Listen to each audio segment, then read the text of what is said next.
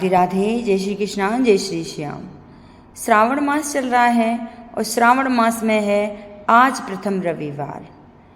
तो आज सुनेंगे कोटिलिंग महात्म एवं रविवार व्रत कथा का महात्म। आइए शुरू करते हैं। कथा प्रारंभ करने से पहले सभी माता बहनों से अनुरोध है कि कमेंट बॉक्स में हर हर महादेव जरूर लिखें। बोलो शंकर भगवान की जय।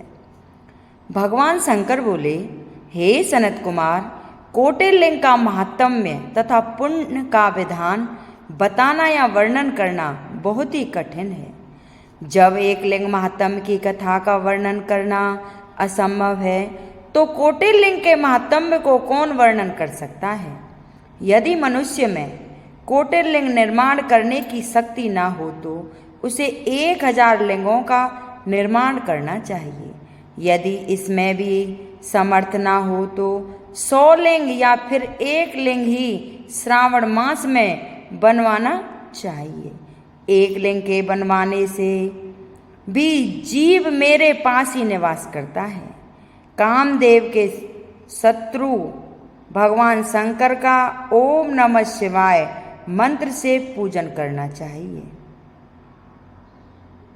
घर में यज्ञ करके उद्यापन करना चाहिए।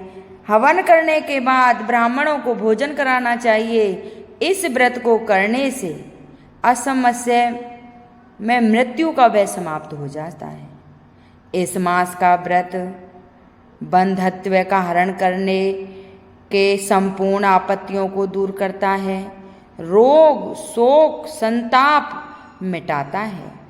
जो प्राणी पंचामृत से श्रावण मास में मेरा अभिषेक करता है वह इस शरीर को छोड़कर कैलाश में 1 कल्प तक मेरे पास निवास करता है। वह प्राणी पंचामृत पीने वाला, गौ तथा धन धान्य से युक्त अत्यंत मधुर भाषी त्रिपुरा सुरंता भगवान शंकर का प्यारा बन जाता है। जो मनुष्य श्रावण मास में हविष्यांत भोजन करता है वह चावल आदि संपूर्ण धान्यों की अक्षय निधि से युक्त हो जाता है। जो मनुष्य श्रावण मास में पत्तल पर भोजन करता है उसे भोजन के लिए सोने के बर्तन प्राप्त होते हैं। जो मनुष्य श्रावण मास में जमीन पर सोता है वह कैलाश पर निवास करता है। जो मनुष्य श्रावण मास में 1 दिन भी ब्रह्म मुहूर्त में स्नान करता है उसे पूरे महीने तक नहाने का फल मिलता है। इस माह में जो मनुष्य जितेंद्रिय होता है उसे इंद्रियज बल की प्राप्ति होती है। इस महीने में स्फटिक मणि, पाषाण, मिट्टी तथा मरम्मत मणि से निर्मित शिवलिंग या स्वयं उत्पन्न या बनाए हुए या पिसान निर्मित अथवा पीतल या चंदन मक्खन निर्मित शिवलिंग में 1 बार अर्चन करने से 100 ब्रह्म हत्या का पाप मिट जाता है। सूर्य ग्रहण, चंद्र ग्रहण या अन्य किसी सिद्ध क्षेत्र में लक्ष्य जप करने से जो सिद्धि प्राप्त होती है वह सिद्धि श्रावण मास में केवल 1 बार जप करने से मिलती है। किसी दूसरे समय में किसी किए गए नमस्कार तथा प्रदक्षिणा से जो 1000 बार में फल मिलता है वह फल श्रावण महीने में 1 बार नमस्कार या प्रदक्षिणा करने से मिल जाता है। यह श्रावण मास मुझे अत्यधिक प्यारा है। इस महीने में वेद पारायण करने पर सब वेद मंत्रों की अच्छी तरह सिद्धि हो जाती है। इस महीने का 1 दिन भी बिना श्री सूक्ति पाठ किए न बितावें। जो इसको अर्थात मात्र कहता है वह मनुष्य नरक को प्राप्त होता है। मनुष्य को समिधा, चरु, तिल और घी से ब्रह्म यज्ञ करना चाहिए। धूप, गंध, पुष्प, नैवेद्य आदि के द्वारा अर्चना करनी चाहिए। भगवान शंकर के रूपों का यथोचित ध्यान कर शक्ति द्वारा कोटि होम, लक्ष्य होम और अयुत होम करना चाहिए। तिलों का व्यहित मंत्रों द्वारा हवन करना चाहिए। इसी को गृह यज्ञ का नाम दिया गया है। हे सनत कुमार, अब मैं तुम्हें रविवार व्रत की कथा और महत्तम विधि तथा पारायण को बताता हूँ, उसे ध्यान पूर्वक सुनो। प्रतिष्ठानपुर में एक गरीब ब्राह्मण रहता था। उसका नाम सुकर्मा था। वह भिक्षा मांगकर गुजारा करता था। एक दिन वह एक गृहस्थ के घर में भिक्षा हेतु गया। वहाँ स्त्रियां रविवार का व्रत कर रही थीं। उन ब्राह्मण भिक्षुक को देखकर उन स्त्रियों ने अर्चना सामग्री को ढक दिया। उधर ब्राह्मण के मन में अर्चन विधि जानने की इच्छा जागृत हुई। वह बोला, हे साध्वी महिलाओं, आप सबने इस व्रत की सामग्री को क्यों ढक दिया है? आप दयालु हैं, कृपा कर मुझे भी इस व्रत को करने की विधि बतलाएं।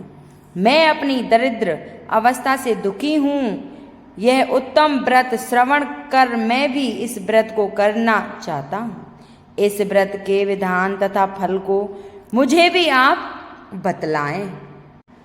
तब स्त्रियों ने कहा, हे ब्राह्मण देव, यदि व्रत में उन्माद या प्रमाद अथवा विस्मरण, भक्ति हीनता या अनास्था करोगे तो यह व्रत निष्फल हो जाएगा। अतः इस व्रत को तुम्हें हम कैसे बता दें? ब्राह्मण बोला, मैं ऐसा नहीं करूँगा। उसकी ऐसी बात सुनकर उन महिलाओं में से एक वृद्ध महिला ने ब्राह्मण को उस व्रत की विधि बता दी। उसने बताया, श्रावण मास के शुक्ल पक्ष के पहले रविवार को मौन धारण कर प्रातः उठें, शीतल जल से स्नान कर पान के पत्ते पर 12 परिधि वाला मंडल लिखना चाहिए। उसे लाल चंदन से सूर्य नारायण के तुल्य गोलाकार लिखना चाहिए। उस मंडल में संज्ञा नाम वाली स्त्री सहित सूर्य का लाल चंदन से पूजन करना चाहिए। घुटने जोड़कर जमीन पर बैठकर सूर्य के 12 मंडलों पर अलग अलग लाल चंदन से युक्त लावा तथा जपा पुष्प से युक्त अर्घ को श्रद्धा भक्ति से सूर्य नारायण को दें। अर्घ को रक्षात, जपा, पुष्प और उपचारों द्वारा युक्त करें। नारिकेल बीज और खाद से युक्त खांड से युक्त सूर्य के मंत्रों को कहकर नैवेद्य दें। सूर्य का 12 मंत्रों द्वारा स्तवन करें। 12 बार नमस्कार करें, 12 बार प्रदक्षिणा करें और 6 सूतों को एक में मिलाकर उसमें 6 ग्रंथि लगाएं। उस सूत्र को सूर्य नारायण को अर्पण कर दें। अपने गले में पहन लें। 12 प्रकार के फलों का बयाना ब्राह्मण को दें। कुपात्र को इस व्रत की विधि नहीं बतानी चाहिए। हे द्विज, इस व्रत के करने से निर्धन धनवान हो जाता है, निसंतान पुत्रवान हो जाता है, कोढ़ी का कोढ़ मिट जाता है, रोगी का रोग दूर हो जाता है। प्राणी जिस वस्तु की इच्छा करता है वह उसको इस व्रत के प्रभाव से प्राप्त हो जाती है। श्रावण मास के महीने 4 या 5 जितने भी रविवार पड़ें, सब रविवारों को व्रत करना चाहिए। व्रत के फल की प्राप्ति हेतु उद्यापन भी करना चाहिए। इस प्रकार रविवार का व्रत करने से कार्य सिद्धि हो जाती है। गरीब ब्राह्मण रविवार के व्रत की विधि प्राप्त कर अपने घर को लौट गया। घर आकर उसने अपनी दोनों पुत्रियों को भी रविवार व्रत की कथा एवं विधि से अवगत कराया। उस व्रत के सुनने और अर्पण तथा दर्शन मात्र से उसकी दोनों पुत्रियां सुंदर बन गई। उसी दिन से गरीब ब्राह्मण के घर लक्ष्मी जी का वास हो गया।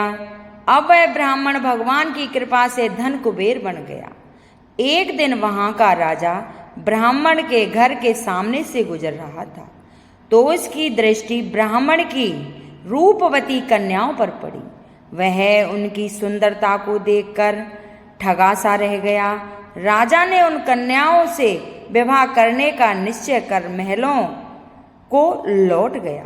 राजा ने अपने पुरोहित को ब्राह्मण के यहाँ उसकी दोनों पुत्रियों से विवाह करने का संदेश लेकर भेजा।